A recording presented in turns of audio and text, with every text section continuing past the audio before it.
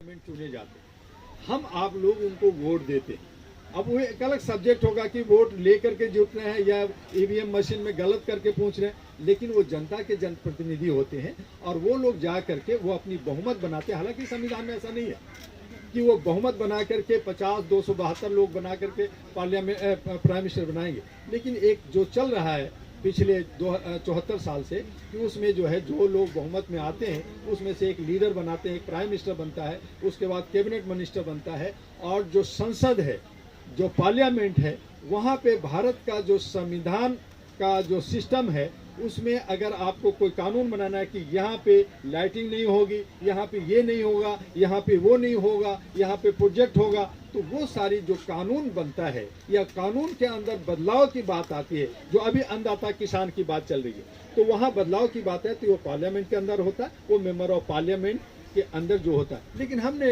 As a social activist हम लोगों ने मांग कर रहे हैं कि पार्लियामेंट के अंदर जो पढ़े लिखे लोग, नौजवान जैसे हमारे जर्नलिस्ट लोग हैं, जैसे डॉक्टर इंजीनियर्स हैं, कम से कम ग्रेजुएट हो, कम से कम भारत को करीब से 2-3 बार घूमे हो, उन्हें 5 साल 10 साल की सिविल सोसाइटी के काम करने के अनुभव हो, वो लोग पार्लियामेंट के अंदर जाए। ऐसे लोग ना जाए जिनको बारे में भारत को नहीं मालूम है, वो हमें नहीं मालूम है वो पढ़े लिखे हैं या नहीं है, चोर उचक्के हैं, उन पे दुनिया भर के केस हैं और वो जीत जाते हैं और पार्लियामेंट में चले जाते हैं। तो ऐसे लोगों को वोट नहीं मिलना चाहिए, उनको वोट हम लोग नहीं दे कहीं भी हों और ऐसे लोगों को ना भेजें। तो हमारे लोगों में से नौजवान लोग जाए तो वो बेहतर जो है भारत को, बेहतर भारत के निर्माण कर सकते हैं। वो पार्लियामेंट है और उसके बाद वहाँ से आता है स्टेट का, जहाँ पे हमारे लेजिस्लेटिव असेंबली होते हैं जिसको एमएलए आप कहते हैं, उसके नीचे हमारे कॉर्पोरेटर होते हैं, गांव देहात में मुखिया और सरपंच होते हैं। तो इन सारा एक विधि विधान है, उस विधि विधान के साथ भारत चलता है और उसके साथ साथ सबसे बड़ा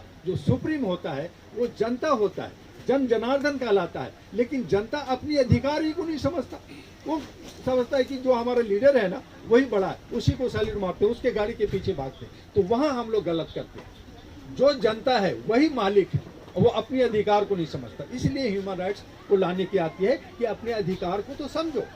हम अपनी ड्यूटी भी निभाते हैं, हम वोट देते हैं, अपने जनप्रतिनिधि चुनते हैं, लेकिन जो चुन जाते हैं, जो चले जाते हैं, वो अपने अधिकार को मानते हैं और ड्यूटी को भूल जाते हैं। वो जो अपना ड्यूटी जो दायित्व है वो भूल जाते हैं। तो वहाँ झगड़ा होना शुरू हो जाता है कि भाई आपको भेजा था किस लिए, ये काम करने के लिए, काम करो। आप काम करोगे तो अगर भारत के अंदर वो काम सही ढंग से, पार्लियामेंट सही ढंग से करे, अगर कानून सही ढंग से काम करे, तो मैं समझता हूँ कि सिविल सोसाइटी जो एनजीओ जो होते हैं ये भारत में अपने आप बंद हो जाए। क्योंकि अच्छा काम कर रहे हैं तो क्या जरूरत है, क्या जरूरत है, वो काम कर रहे हैं। और पुलिस स्टेशन भी बंद हो जाएगी और जितने कोर्ट है वो भी बंद हो जाए। क्योंकि लगातार शोषण दोहन हो रहा है, लगातार क्राइम बढ़ता जा रहा है, लगातार हम एक दूसरे के खून के प्यासे होते जा रहे हैं। इसलिए ज़्यादा से ज़्यादा कोर्ट बनते जा रहे हैं, ज़्यादा से ज़्यादा पुलिस स्टेशन बनते जा रहे हैं, ज़्यादा से ज़्यादा सिविल सोसाइटी बनते जा रहे हैं। इंडिया के अंदर आपको बता दें कि 42 लाख से ज़्यादा एनजीओ हैं, लेकिन जो भारत स्टैंडर्ड पे पूरे भारत के लेवल पे काम करता है, ये इंडिया से बाहर करता है, उसको सिविल सोसाइटी कहा जाता है। एनजीओ 2-4 मिलकर के कर सकते हैं, एक मोहल्ले में हो सकता है, एक गली में हो सकता है, लेकिन जब आप लार्ज स्केल में काम करते हैं तो उसको सिविल सोसाइटी कहते हैं। तो ये all India human rights association है जो सिविल सोसाइटी है। उसके अलावा आपका और हम ऐड कर देते हैं आगे के लिए ताकि आसानी हो जाए कि भारत के अंदर 500 पार्टियां हैं जो इलेक्शन लड़ती है, लेकिन हम लोग कितना जानते हैं, 2, 4, 8, 10, 20, ज़्यादा इंटेलेक्चुअल होंगे तो 20 का नाम ले लेंगे, लेकिन 500 पार्टियां हैं। वो सिर्फ जो है सब अध्यक्ष बने रहे, पार्टी बना रहे, फंड लेना है, चंदे लेने हैं, तो ये है। तो हम लोगों ने कोशिश कर रहे हैं कि ये थोड़ा जो है आपस में लामबद्ध हो जाए, यानी जुड़ जाए, और उसमें से जो बेहतर लोग हैं, क्रीम लोग हैं, वो क्रीम लोग आगे आ जाए तो पार्टी लेस भी हो सकता है। जरूरी नहीं है कि पार्टी हो, क्योंकि पार्टी के अंदर संविधान में कोई पार्टी नहीं लिखा है। और इसीलिए जब आप लोग वोट देते हैं तो आप देखेंगे कि बैलेट पेपर पे फोटो आ रहे हैं, कैंडिडेट का नाम आता है और उसका चुनाव चिन्ह आता है, पार्टी का नाम नहीं आता। आप प्रचार कर रहे हैं, क्योंकि हम यहाँ बैठे, हम भी एक आपस में पार्टी, जितने भी लोग हम पार्टी हैं, लेकिन कोई हिंदू है, कोई मुसलमान है, कोई सिख है, कोई ईसाई है, कोई सब कुछ है, सब अलग अलग कम्युनिटी के लोग हैं, अलग अलग पार्टियों से भी जुड़े हुए हैं। तो इनमें हमारी कॉमन क्या चीज़ है, वो है ह्यूमैनिटी, मानवता, इंसानियत, जिसको हमें आगे ले जाना होगा। और इसी तरह से जब आगे बढ़ेगा तो भारत का सही माने में निर्माण होगा, भारत सही माने में मजबूत होगा, सही माने में जो है नया शाइनिंग इंडिया होगा। और अगर लड़ते रहेंगे और जहां हम डिमांड कर रहे हैं और हमारी सरकार, माफ़ कीजिएगा मैं प्रधानमंत्री को इंडिकेट ना करना चाहता हूं क्योंकि वो जो भी कर रहे हैं अच्छा ही कर रहे होंगे, लेकिन जहां पे अगर जनता मांग कर रही है तो उनके बीच में जाना चाहिए और उनसे बात करना, भाई ये प्रॉब्लम है, ये चीजें समझाना चाहिए। लेकिन क्या होता है, वो मांग करते रहो, तुम मरते रहो, ठंड में मरो, कैसे भी मरो, हम तो दूसरे राज्यों में अपना सीट बढ़ाने में लगे। वो गलत है, ये डेमोक्रेसी के अंदर गलत है, जिसको हम लोग को आवाज उठानी पड़ेगी। फिलहाल किसानों का आंदोलन चल रहा है पूरे देश भर में, इसके बारे में आपका क्या कहना है? किसान का आंदोलन पिछले 3 महीने से चल रहा है और 2 महीने हो गए हैं। दिल्ली के 5 बॉर्डरों पे किसानों को आया, जिसमें पंजाब के, हरियाणा के, उत्तर प्रदेश के, मध्य प्रदेश के, राजस्थान के जो पास में पड़ता है वो लोग आकर के पूरी बॉर्डर पे ठहरे हुए हैं। आज 26 जनवरी को ट्रैक्टर रैली भी हुआ, आप लोग को पता है। तो किसान हमारे अन्नदाता है, वो मजदूरी करता है, इस पे बहुत सारे फिल्में बनी। तो वो उनके जो 3 विधेयक बना, वो विधेयक आनंद फानंद में बना, किसानों के बीच में बात करते, उनसे डिस्कशन होता कि भाई ये चीजें हम आपके लिए बना रहे हैं तो बेहतर होता, लेकिन उनसे पूछा नहीं गया। आज उनसे पूछने की भी जरूरत नहीं मान रही है। तो किसान अन्नदाता के साथ all India human rights association शुरू से रहा, हम लोग साथ दे रहे हैं। और कल ही आपके आजाद मैदान में नासिक से लाखों लोग आए, अपना विरोध व्यक्त किया कि भाई मेरी बात तो सुन लो, अगर कॉर्पोरेटर को सुन सकते, जैसे मैंने अभी कहा अदानी की बात किया, तो आज से 17-18 साल पहले जो हीरो था, आज 18 साल में जीरो था, वो हीरो हो गया।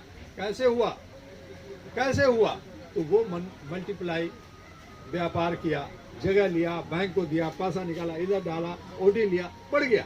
लेकिन हमारा जो किसान है, जो भारत के अंदर कृषि प्रधान देश भारत है, कहीं ना कहीं हम लोग भी कहीं ना कहीं किसानों से जुड़े हुए हैं। हम जो ये रोटी चावल खाते हैं वो किसानों से देन होती है। तो किसानों का हक को हमें मानना हो, जहाँ उसमें 10% 15% गलत भी हो सकते हैं, जिनको बड़े किसान हैं, लेकिन किसान के साथ ऑल इंडिया ह्यूमन राइट्स, चूंकि उसका हक की बात है तो उसका हक मिलना चाहिए। उसका जो अनाज है, अन्न है, सब्जी है, फल है और अनाज है, उसका सही मूल्य मिलना चाहिए। और उसका जो है कि कहीं वो 10 रुपये में, 2 रुपये में आप नासिक में टमाटर बेचते और वही टमाटर पाकिस्तान में जाकर के 250 रुपये किलो बिक रहा है, दिल्ली में जाकर के 60 रुपये किलो बिक रहा है। तो ये तो नाजायज बात है। 2 रुपये में आया है तो आप 5 रुपये में बेच लो मेरे भाई, तो ये 200-250 में क्यों?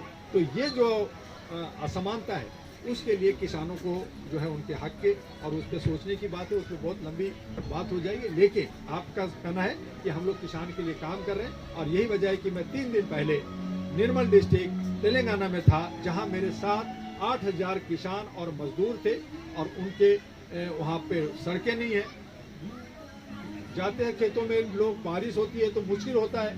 तो हमने वहाँ के कलेक्टर को कहा भैया ये क्या कर रहे हो? तो उन्होंने आश्वासन हमें दिया कि हम 3-4 महीने में ही सड़कों का निर्माण करा देंगे।